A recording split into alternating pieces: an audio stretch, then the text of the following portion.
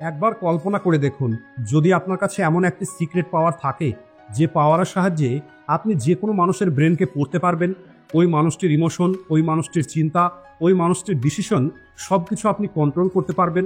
আপনার বস হোক, আপনার বন্ধু হোক, কোনো অপরিচিত মানুষ হোক অথবা আপনার ক্রাশ, সবাইকে আপনি আপনার ইচ্ছে মতো চালাতে পারবেন, তাহলে কেমন হবে? আর বলি, এটা কেবলমাত্র কোনো কল্পনা নয়, বরং এটা হলো সাইকোলজি, পিওর সাইকোলজি, যেটাকে এই পৃথিবীর ম্যানিপুলেটর, লিডার এবং ইনফ্লুয়েন্সাররা ব্যবহার করে থাকে অন্য মানুষদেরকে কন্ট্রোল করার জন্য। আর সেটা অন্য মানুষগুলো বুঝতেও পারে না। আর আজকের এই ভিডিওতে আপনারা জানতে পারবেন সাইকোলজির এমন কিছু ডার্ক টুল সম্পর্কে, যা আপনাকে একটি অর্ডিনারি মানুষ থেকে একটি মাস্টার ইনফ্লুয়েন্সার তৈরি করবে। কিন্তু ভিডিও শুরু করার আগে আমি আপনাদের একটি ওয়ার্নিং দিতে চাই। এটা কেবল এডুকেশনাল পারপাস তৈরি করা হয়েছে, তাই এটাকে ভুলভাবে ব্যবহার করবেন না। কারণ এই ভিডিওটা শেষ পর্যন্ত দেখার পরে আপনি পৃথিবীকে তেমনভাবে দেখবেন না যেমনভাবে আপনি এখন দেখেন। তো চলুন শুরু করা যাক। Trick number 1, the reverse trap. একটি মানুষ সেটাই করতে চায় যা করতে তাকে মানা করা হয়। আর এটা হলো সিম্পল একটি ট্রুথ। আর এই ট্রুথটাকে ব্যবহার করে আপনি যে কোনো মানুষকে আপনার ইচ্ছে মতো পরিচালনা করতে পারেন, তাকে কোনো রকমের ফোর্স না করে। আর আপনি যদি এই রিভার্স ট্র্যাপটা ভালোভাবে বুঝতে পারেন, তাহলে আপনিও এটাকে করতে পারবেন। কিন্তু এই ট্রিকটা কাজ কিভাবে করে একবার ভেবে দেখুন। যদি কোনো মানুষকে বলা হয় আপনি পিছন ফিরে দেখবেন না, তাহলে দেখবেন তার মন সবার আগে পিছন ফিরে দেখার চেষ্টা করবে এবং পিছন ফিরে দেখবে। একইভাবে যদি আপনাকে বলা হয় এই ভিডিওটা আপনি দেখবেন না, তাহলে আপনার মন একবার হলেও বলবে এই ভিডিওর মধ্যে এমন কি আছে দেখা যাক। আর সবশেষে আপনি ওই ভিডিওতে ক্লিক করে দেবেন। এটাই হলো আসল রিভার্স ট্র্যাপ। এটা হলো এমন একটি মাইন্ড গেম যেখানে আপনি ডাইরেক্টলি কিছু তো বলেন না, কিন্তু সামনের মানুষটি সেটাই করে যেটা আপনি চান। উদাহরণ হিসাবে, আপনি চাইছেন আপনার কোনো বন্ধু আপনার কাজ করে দেবে, আর এর জন্য যদি আপনি ডাইরেক্ট গিয়ে আপনার ওই বন্ধুকে বলেন ওই কাজটা করে দেওয়ার জন্য, তাহলে হয়তো আপনার ওই বন্ধু আপনাকে মানা করে দেবে।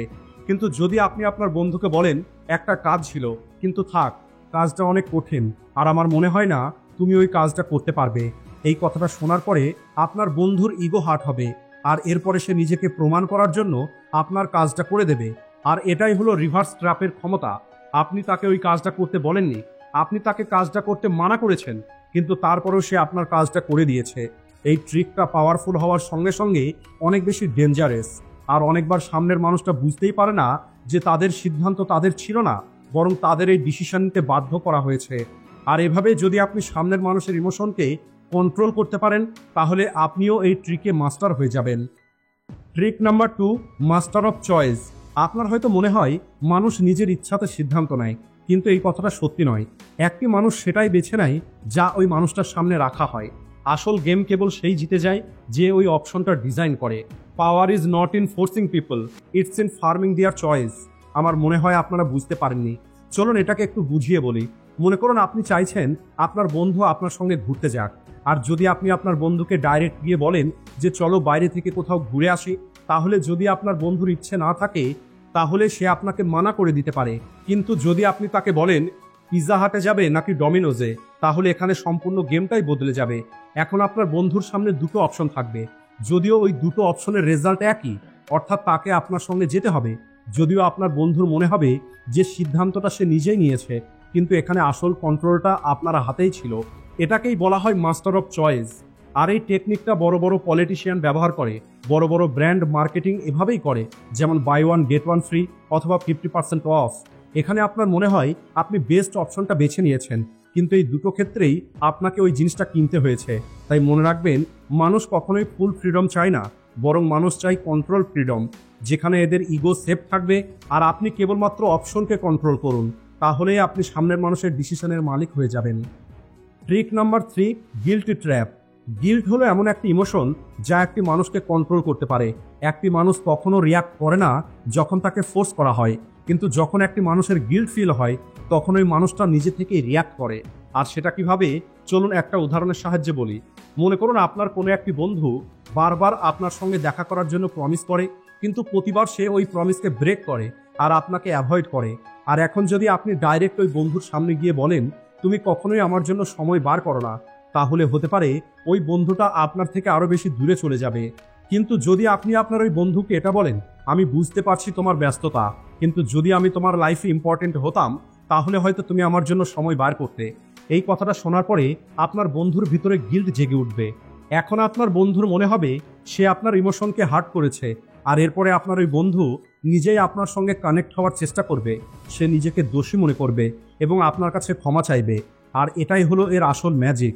এখানে আপনি কোনোভাবেই তাকে ফোর্স করেননি, একটি ইমোশনাল মিরর তার সামনে রেখে দিয়েছেন, আর সামনের মানুষটি ওই মিররে নিজের গিল্ট দেখে নিজে থেকেই পরিবর্তন হয়ে গেছে। Trick number 4, the emotional hijack. একটি মানুষ তার জীবনের বেশিরভাগ সিদ্ধান্ত লজিক্যালি নয় বরং ইমোশনের ওপরে নির্ভর করে নিয়ে থাকে। আর যদি কেউ একটি মানুষের ইমোশনের ওপরে নিয়ন্ত্রণ নিয়ে আসতে পারে, তাহলে ওই মানুষটি তার ব্রেনের কন্ট্রোল নিজের হাতে নিয়ে নিতে পারবে।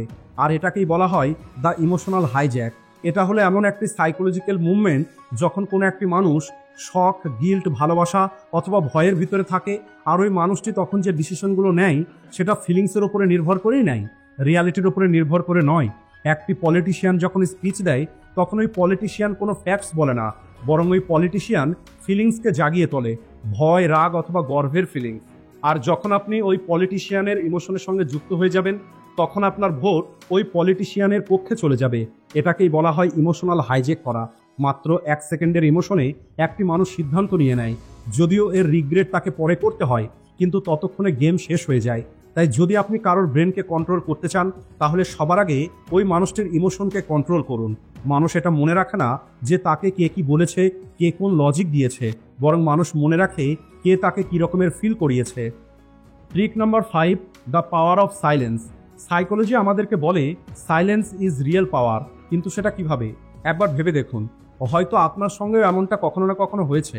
আপনার সঙ্গে কোনো ভুল হয়ে গেছে আর আপনার মধ্যে অনেক বেশি টেনশন আছে, আর আপনি যখন আপনার মায়ের সামনে গেছেন, আপনার মা আপনাকে বকাবকি করেছে, কিন্তু যখন আপনি আপনার বাবার সামনে যান, তখন আপনার বাবা কোনো কিছু বলে না, কেবলমাত্র একবার আপনার দিকে তাকায় আর আপনার পুরো বডি ঠান্ডা হয়ে যায়।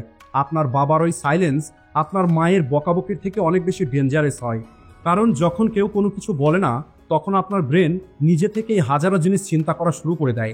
মানুষ মনে করে যে বেশি কথা বলে সেই হলো সব থেকে বেশি শক্তিশালী, কিন্তু সত্যিটা হলো আসল পাওয়ার তার কাছেই থাকে যে কেবল সামনের মানুষের কথা শোনে এবং অবজার্ভ করে।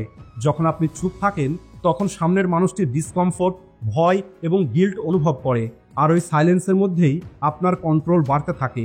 আর এটাকে কিভাবে অ্যাপ্লাই করতে হয়? মনে করুন আপনি আপনার বন্ধুর কাছে থেকে কোনো সত্যি কথা বার করতে চান, তাহলে আপনি ভুল করেও আপনার বন্ধুকে এটা বলবেন না যে সব কিছু আমাকে সত্যি সত্যি বলে দাও, বরং আপনি তাকে এটা বলুন, আমি সব কিছু জানি। এটা বলেই আপনি চুপ হয়ে যাবেন। আর যত বেশিক্ষণ পর্যন্ত আপনি সাইলেন্ট থাকবেন, আপনার ফ্রেন্ডের গিল্ট এবং এনজাইটি বাড়তে থাকবে, আর একটি সময় পর আপনার বন্ধু নিজে থেকেই সমস্ত সত্যি কথা বলে দেবে। অথবা মনে করুন আপনার সঙ্গে কারোর ঝগড়া হয়ে গেছে, তখন আপনি চিৎকার করবেন না, বরং আপনি কেবল তার চোখের দিকে তাকিয়ে থাকুন এবং অল্প একটু স্মাইল করুন। তাহলে দেখবেন তার বলা পয়েন্টগুলো তার ব্রেনে উইক মনে হবে। সে তখন তার নিজের বলা কথার উপরেই ডাউট করা শুরু করবে। সাইলেন্স আপনার প্রেজেন্টকে পাওয়ার দেয়। যখন সবাই বলছে, তখন আপনি চুপ থাকবেন। যদি আপনি নিজের ইম্পর্টেন্স দেখাতে চান, তাহলে কম কথা বলুন। আর এই সমস্ত ট্রিকগুলোকে ব্যবহার করে আপনি যে কোনো মানুষের মাইন্ডকে ইজিলি ইনফ্লুয়েন্স করতে পারবেন। সবশেষে যদি আজকের এই ভিডিওটি আপনাদেরকে সাহায্য করে থাকে এবং আপনাকে নলেজ দিয়ে থাকে, তাহলে ভিডিওটিকে লাইক ও শেয়ার করতে ভুলবেন না। ভিডিওটি শেষ পর্যন্ত দেখার জন্য ধন্যবাদ।